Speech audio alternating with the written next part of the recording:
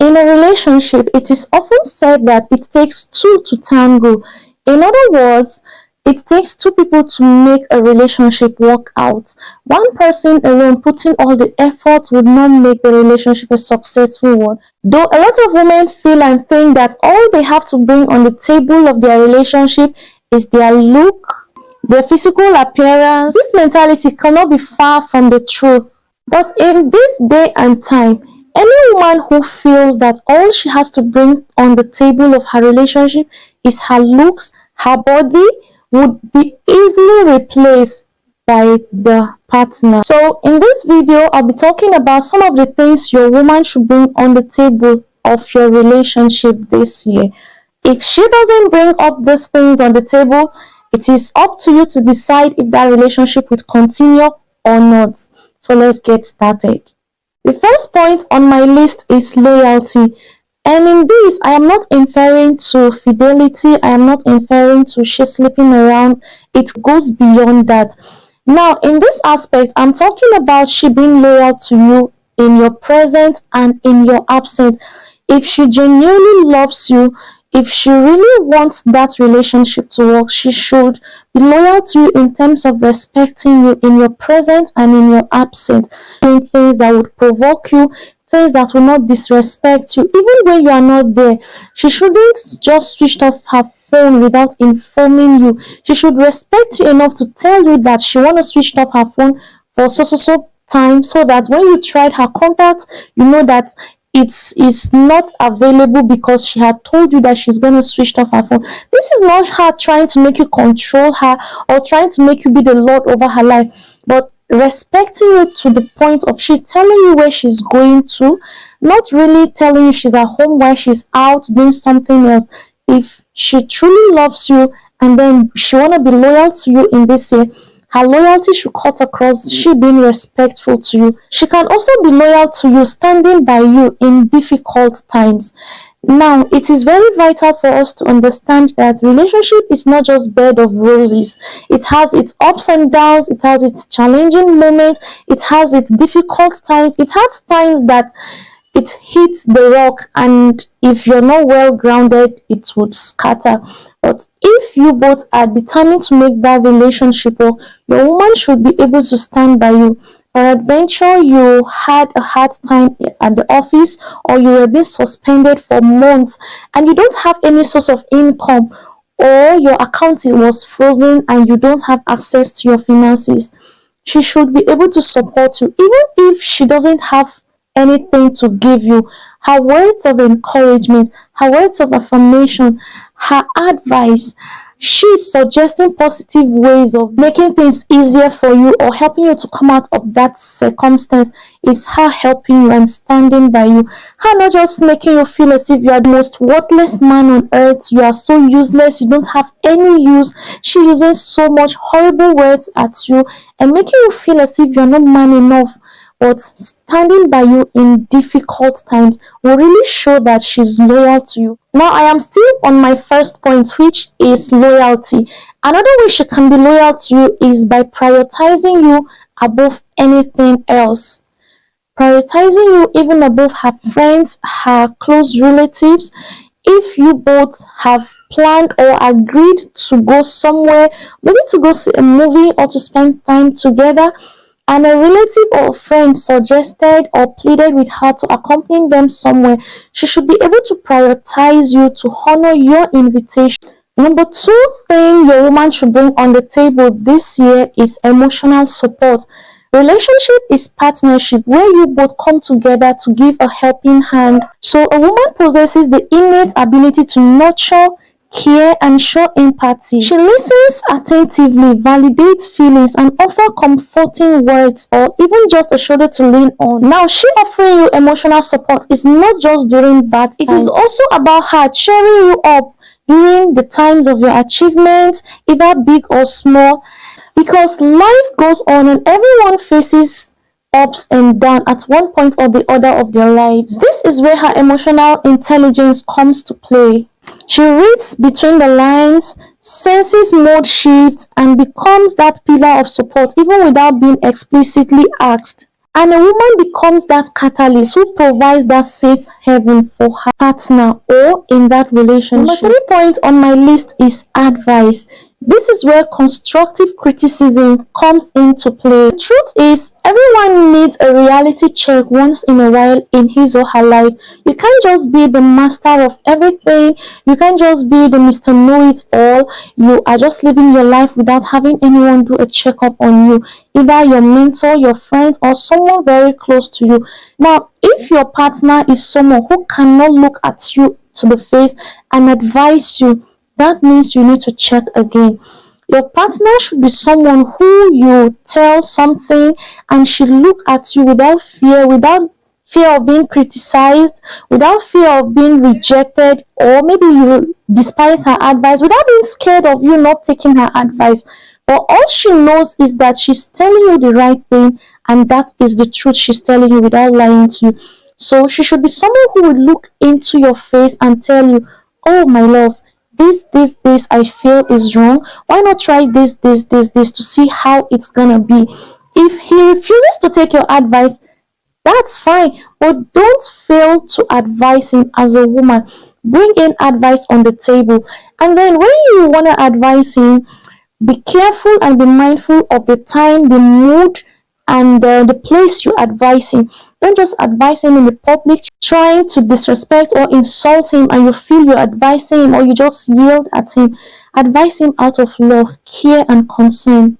Peradventure, your man is this kind of bossy man who doesn't listen to advice, especially when it comes from a woman. This is where prayer will come in. This is not me trying to say you shouldn't pray for your partner or you shouldn't be prayed all through the process of your relationship until you are married. No. At every point in time, in fact, before you even start up that relationship, it is assumed that you have been praying. And at one point or the other, you feel God is leading you to go into that relationship. So if your partner is this kind of a bossy kind of man who doesn't listen or receive or accept advice, pray about it. Don't get tired of telling him. Don't also go about telling his friend, this is how your friend is. He doesn't listen to advice. He always counters me. He always does this. Pray about it. You could go to God. Tell God, this is your son. And I am not in this relationship because I want to achieve personal gain. You brought us together because it is out of your will for a man and woman to be together.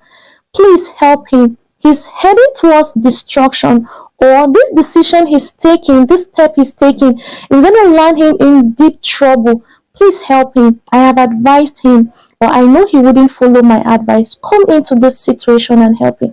And I tell you the truth, you would just fold your arms and see him run back to you to tell you, oh my love, if I hadn't followed that advice you gave me the other day, this is what would have happened. And he will be grateful that God brought you into his life. So as a woman, constructive criticism this year in your relationship is very vital. It is one among the numerous things you should bring on the table of your relationship. Number 4 point on my list is financial support. Yes, you heard me right. This is an unpopular opinion because the age and the era of one single stream of income in a home is gradually dissipating. We are gradually entering into an era whereby men also look out for women who will help them financially, women who will not just fold their arms and watch them, women who are industrious, women who have something to bring on the table financially. Men are also looking out for women who will go out and do the work while they also go out and they come back home and put their heads together to make their home work. In fact, there are men who just fold their arms and allow the women do everything.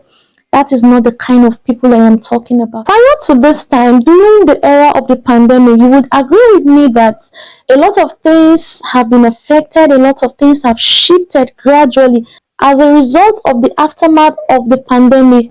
Now, a lot of men are not looking for women they would just bring home and they become a burden to them.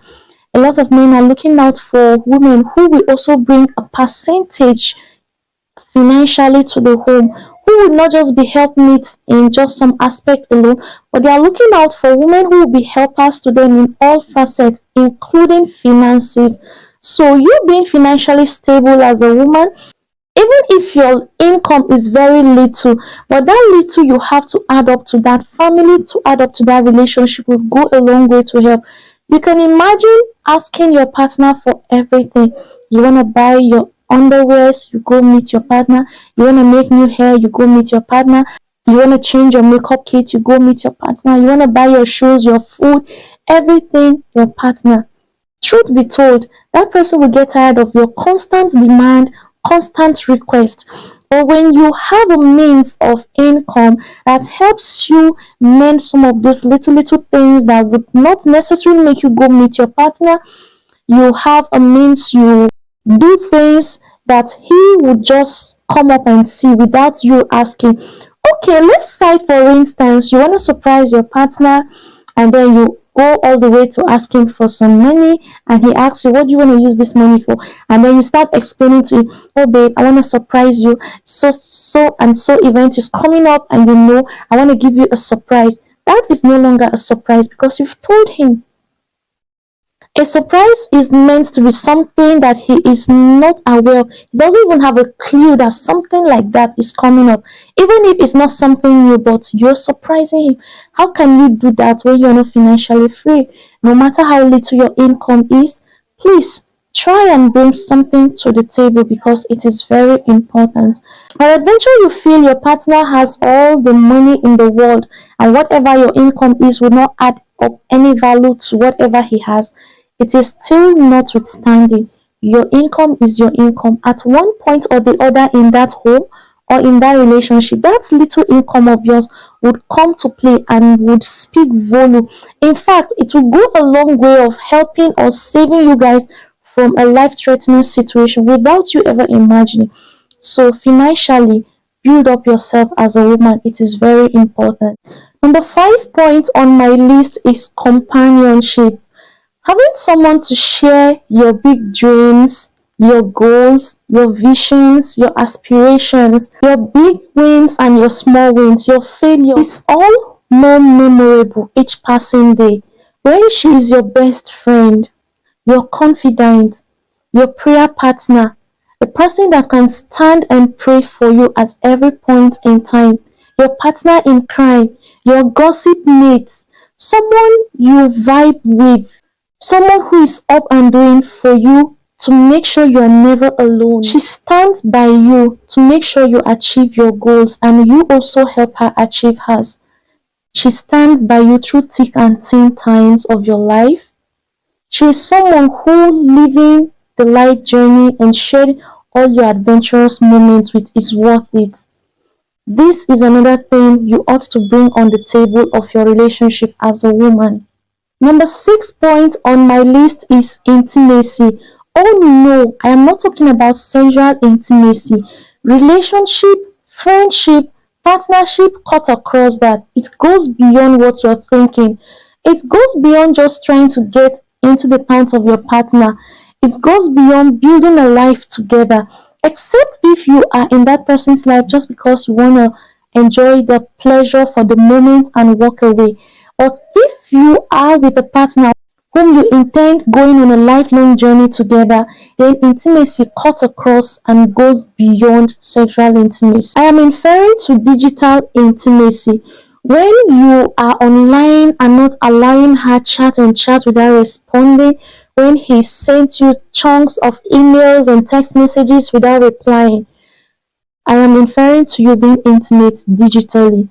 You go online, you could connect with them on social media platform. If you don't want people to know that you are in a relationship with this partner, if you only want to display your partner after you both are wedded, then you can even comment on their post without you identifying or making the post look juicy. But replying your partner messages, replying their emails, returning their calls is also a way of getting in. Then we have the emotional intimacy where you share your thoughts, you share your feelings, you share your good and bad times together, you talk, you harmonize, you do things that connect you emotionally together. Also, intellectual intimacy. This is where you share deep thoughts about your perspective towards something. You bring up topics of discussion, you bring up conversation, you talk about deep and intimate things that have to do with your future together. How about experiencing life together? Going on adventure, go hiking, going on dates, seeing movies, going for webinars together, sign up for courses that would improve you in an aspect together, seeing or listening to people talk together so that you have this mindset or you have a similar or same focus of something. How about career intimacy? You encouraging, motivating, providing support for your partner in his or her career. Even if you don't have the same career path, providing this support can go a long way to help your partner. Number 7 thing a woman should bring on the table is sincere and genuine love for you. Your home should be somewhere you are always eager and looking forward to coming. It should be somewhere she loves you unconditionally. She should be someone who is not trying to change you into becoming someone you are not. And then in this point, before you even start dating someone, it should be someone whom you know that you like. It should be someone whom you're not trying to manage. It should be someone whom you are not into that relationship trying to change the whole person to become that which you want. I Truth be told, someone out there has the characteristics of everything you want. Instead of picking up someone who is not your spec and trying to force the person into becoming someone they are not, why not go after what you want so that you won't end up using the whole of your time you're supposed to use and enjoy your friendship, your relationship, trying to change your partner into becoming whom they are not, and then thereafter you get easily tired or fed up. You feel they are not doing what you want them to do, or they are not trying to be people who are teachable, while it is you at the long run whom did not go for what you want. So go for what you want so that you wouldn't stress her out to becoming that which she's not. I hope we're on the same page. Point number 8 on my list is prayer. As a woman, you ought to bring prayer in your relationship. This ought to have been my first point, but I deliberately brought it to the last to have enough time to talk about it. This is not me inferring to you marrying a man who cannot provide spiritual covering for you, a man who cannot be your priest. But as a woman, if you do not stand up and take up your place in the place of prayer, your home will not become that which you want it to be. Truth be told, when you ask people whose home is working, who have the best home you so much desire and cherish, about some of the things that have made their home work, you will discover that prayer can never be overemphasized. From the beginning to the end, they would always tell you to pray, because if you do all of these things I have mentioned and much more, your marriage, your relationship can still not work out without you involving God. Even before you take a bold step into that relationship, always pray. Peradventure, you're still in college, you're still in the secondary school, you feel you're too young to start praying. You are not too young. It is not too early for you to start praying. Start praying now, because when you sow the seed of prayer now, you will reap it in the future when you even least expect. So sow the seed of prayer now for your life. If you're already in a relationship, pray for your partner at every point in time, even when they go to work. You don't know the carnival of people they meet out there. You marrying or you being with this partner, it's by privilege. A lot of people are aiming or fighting to see that that partner of yours is theirs. So they are going an extra mile. They are trying their best to see that they win the hearts of your partner. Always pray for your partner. This would go a long way to help. This point cannot be overemphasized, because prayer is a key and prayer is very, very important. So guys, this brings us to the end of this video. But then a woman cannot bring up all of this and much more that I didn't mention on the table of your relationship if you as a man do not bring anything on the table. You can't just be lazy, you can't just fold your arms and do nothing and expect her to bring all of this on the table and expect your relationship to work out. It is not done that way. For your relationship to work out, see it as a partnership, see it as a responsibility for you to do your best to see that that relationship work out. There is no perfect man anyway. There is no perfect woman anyway. You just pick the one you can bear their excesses, you can grow together, you can adjust together and become that couple you have been aiming or attaining to become, and you will see it work out for you. And I trust that this video has helped you. If there are other things I didn't mention, leave it in the comment section and we'll continue from there. See you in my next video.